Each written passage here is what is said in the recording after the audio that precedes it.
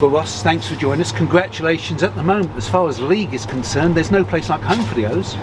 Funny how it changes, Dave, isn't it? I remember a conversation last year where we talked about our home form not being as good as we want it to be, and I remember speaking to Matt Porter and saying, the majority of our fans come and watch us at home games, and we need to make sure that we're sending the majorities home happy, and we turned it around, I think, sort of February, March sort of time for lockdown, and we got stronger at home, and that was something that we had in our minds. I was conscious of tonight now, meaning that we've now played 7 away games, 7 home games, and delighted in the fact that we've picked up the 2 wins that we have done in order to try to get a little bit of a balance to the league table, home and away, I suppose. Dan Happy had a very good game at the back, and it was an important header.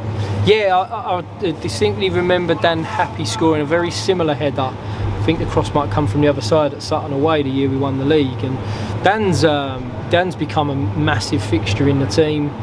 We have high expectations for him every week, and we feel as though he has more to offer in terms of the goals that he scores. We think that he defends our box really, really well. He's become a lot more aggressive in terms of his heading and his clearances. We know how good he is on the ball, but he needs to be more of a threat in the box. He wins a lot of headers, but could score more. So absolutely delighted that we scored a winner, but delighted for Dan, because it's something, like I say, we're really looking to implement in his game.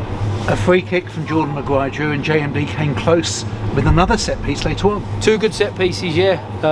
Jordan's been frustrated recently, as he should be, because he hasn't had the minutes on the pitch that he would have liked. But we know that he's got that star quality from those wide areas, not just from dead balls, but also when he gets room to chop and create himself a yard, he gets good delivery into the box. So delighted for him that he was the one that provided that assist for that goal. So. Yeah, and then also, like I say, putting a shift in order to get us over the line. He came on at half-time in place of Connor Wilkinson. I assume it's an injury. Is it a significant one? It looked like it, as we were wandering down the tunnel there, that Connor's limping quite heavily. I think I saw him get a whack early in the game, and then people that were watching it would have seen, obviously, he went down in the box at one of our set pieces, and looked like he was in a lot of discomfort, got himself through to half-time and couldn't carry on. So I'm hoping that it settles down and it's just a heavy. He said he got the guy stamped on his foot, intentionally or not, I don't know, but let's hope that the damage is not too bad, but we won't know more until probably tomorrow afternoon. Last couple of home games, Cisse's been outstanding. Yeah, I think I've said to you before, Dave, I always I remember analysing the Walsall game away. We wasn't very good, we got beat. The game was a bit to-y and fro-y, and we never got the game on our terms, which suits Cisse in terms of giving him the ball. Or today they really tried to stop Cisse, and he doesn't always get it, but his impact on the team and the game in terms of how he can move the opposition is very important. So I think, not taking anything away from him, actually giving him a lot of credit, that we have to allow Cisse to look like a good player. And if it's scrappy and we're whacking it over his head and we don't give him the ball, I'm not really sure that's him. He contributes, he puts the effort in, he's one of the big distance coverers in a game, but we have to allow him to look like a good player by giving him the ball at times. And I think especially in the first half we gave him a lot of the ball, and he looks the quality player that he is. And another clean sheet for Lawrence Vigouroux.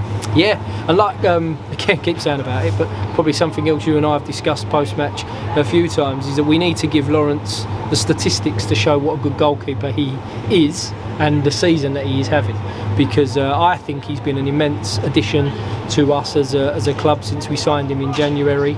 We know it. I think most people that watch him on a regular basis know it, but you want the stats to show it. And I think the last 2 games and the last 2 clean sheets, he's becoming more vocal. He comes for more crosses now than I've ever known him to do. So he's been massive for us, and like I say, that stat tonight is another one that supports him. It is a season like no other, and it's a 1 o'clock kickoff at Port Vale on Saturday. People are asking me why. 1 o'clock, not on the telly.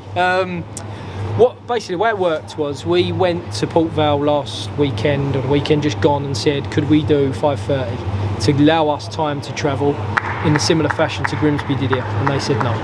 So then meant that we were caught between 2 things. Then do we try to go overnight, but then we've got all day in a hotel where you're not allowed to sit together, you're not allowed to eat together, you're not allowed to meet. We all know the rules. So therefore it was like, well, then you've got to try and leave at 7, half 7 in the morning. So the whole thing was sort of up in the air, a bit juggly, trying to work out what the best option was. So we then approached them and said, could we bring it forward, and they've agreed it. So unusual. Usually when you get that one, we know it's going to be a day or a game on the telly, but well, I suppose it will be if you're watching the stream. There's my plug for it. But yeah, I think that's that was the most important thing, was to try to get logistically the most sensible way of us approaching the game at the weekend. And looking ahead to that game, can you talk about the absentees at the moment? Yes, we can. Really pleased that Juddy's trained so far all this week and come through things unscathed. He also trained on Friday. Leanne Goals trained yesterday and extensively today, so we'll see what his reaction's like tomorrow. I hope that it's a good one and he can train again, as is the case with Royal Satirian. So yep, delighted. Craig Clay's been through some real extensive running as well, so I would hope that would mean he would be in the group tomorrow. I think what happens when you really push the boys on a day like today is waiting to see how they wake up and come to work tomorrow morning as to what we can do with them. So fingers crossed it's all as it is right now, and we see the boys in the group pushing for a place, I suppose, in the squad for the weekend. Looking forward to it, Ross. Congratulations on tonight. Thank you. Me too. Thanks, Dave. Cheers.